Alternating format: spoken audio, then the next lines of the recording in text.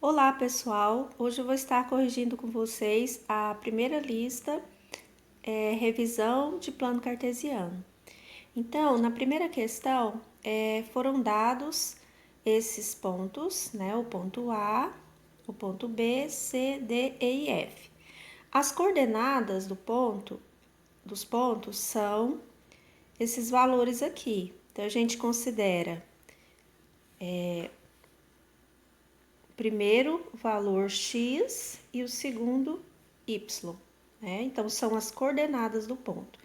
E aí, para você representar no plano, nós temos que fazer, né, os eixos cartesianos, lembrando que esse eixo horizontal é o eixo x e o vertical o y.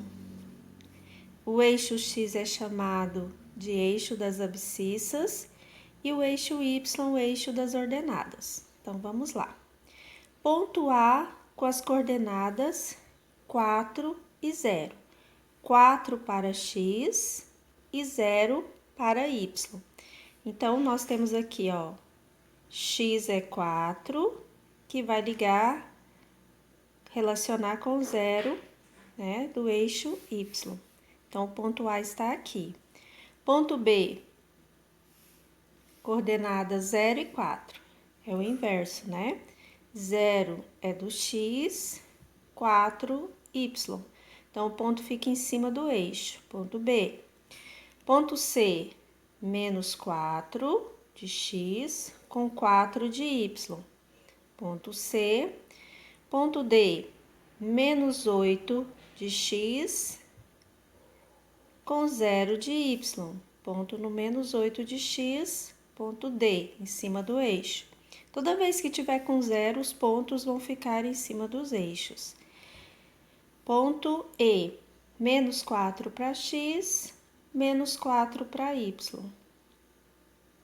E o ponto F, 0 para x, menos 4 para y.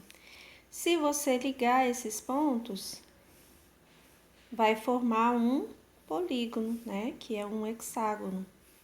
Um polígono de 6 lados, ó. 1, 2, 3, 4, 5, 6. Então, essa é a questão 1. Questão 2 é para você marcar, né? Representar no plano cartesiano A, B e C. Então, a gente representou aqui A, B e C, formou um triângulo. E aí, quer saber o perímetro desse triângulo? O perímetro é a soma dos 3 lados, né? Soma dos lados AB, BC e AC. AB tá fácil de encontrar, né? De 0 a 4 tem 4 unidades de medida. De 0 a 3 tem 3, mas a diagonal a gente não tem. Quando o triângulo é um triângulo retângulo, né, que tem um ângulo reto, a gente pode calcular utilizando o teorema de Pitágoras. Então, aqui a gente utilizou o teorema de Pitágoras para achar essa medida aqui, que é a diagonal, né, que é o maior lado do triângulo retângulo. Então, aplicando o teorema de Pitágoras, que é A² igual a B² mais C², né? Lembrando de resolver os quadrados, depois somar, depois tirar a raiz quadrada e você encontra esse valor, né? No caso, a medida de B a C, que é a diagonal, é 5 unidades. Logo, o perímetro vai ser a soma de 3 mais 4 mais 5, ou seja, 12 unidades é o perímetro.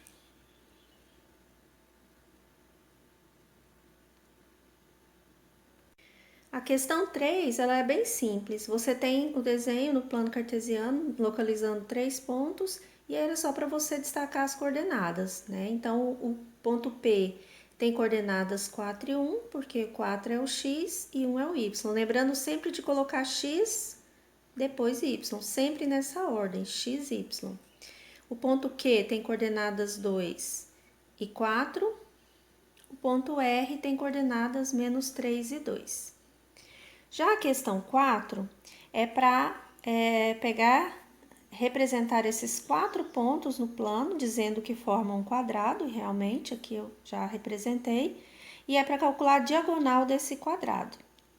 Então, nós temos o ponto A aqui, né, com coordenadas 3 e 2, O ponto B, coordenadas 3 e 6.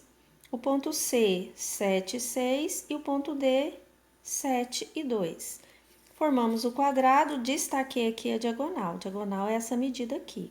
Lembrando que aqui, ó, se a gente pegar a metade do quadrado, dá um triângulo retângulo. Então, podemos aplicar o teorema de Pitágoras e encontrar a diagonal. O lado do quadrado tá fácil, ó, de 3 a 7 é 4, como é quadrado, né? De 2 a 6 também é 4. Então, os lados medem 4. Então, aplicando o teorema, nós temos a hipotenusa ao quadrado igual a soma, né, do quadrado dos catetos.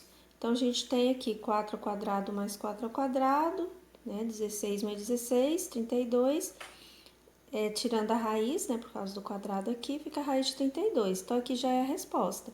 Mas ela simplificada, né, lembrando de sair o que é quadrado da raiz, né, que vocês aprenderam lá no 9º ano. Então, nós temos que é 4 raiz de 2, a resposta simplificada. Portanto, a diagonal do quadrado é 4 raiz de 2.